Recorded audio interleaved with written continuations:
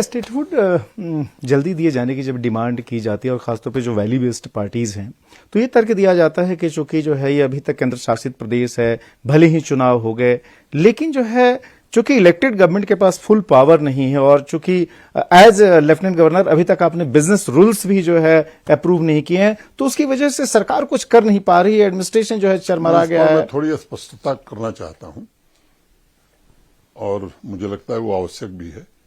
मैं बहुत जिम्मेदारी से ये बात एक दो सार्वजनिक सभाओं में भी मैंने कही है।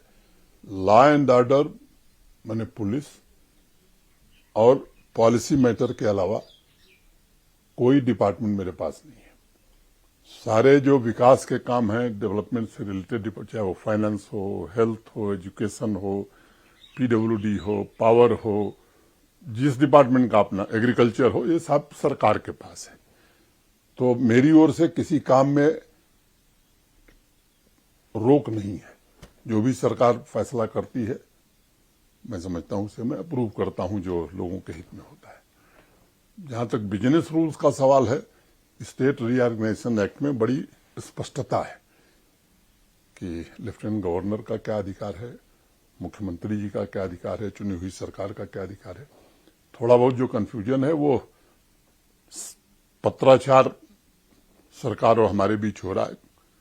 मैं समझता हूं कि वो भी जल्द उसकी स्पष्टता आ जाएगी। एक काम आपको लेकिन करना था जो कि अभी तक पेंडिंग है, वो ये है कि जब 2023 में जब रीऑर्गेनाइजेशन से संबंधित एक एक्ट में सुधार किया गया था तो उसमें ये प्रोविजन किया गया था कि जम्मू कश्मीर की असेंबली में 5 जो है नॉमिनेटेड मेंबर्स होंगे और जिनको एलजी जो है नॉमिनेट करेंगे। वो काम आपने क्यों अभी तक होल्ड पे रखा है, उसको क्यों नहीं पूरा किया? जानबूझ करके होल्ड पर रखा है।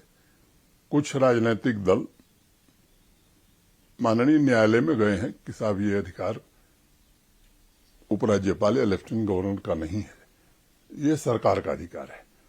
तो मैंने कहा कि फिर क्यों इस विवाद में पड़े, एक बार न्यायालय से फैसला हो जाए उसके बाद नॉमिनेट कर देंगे।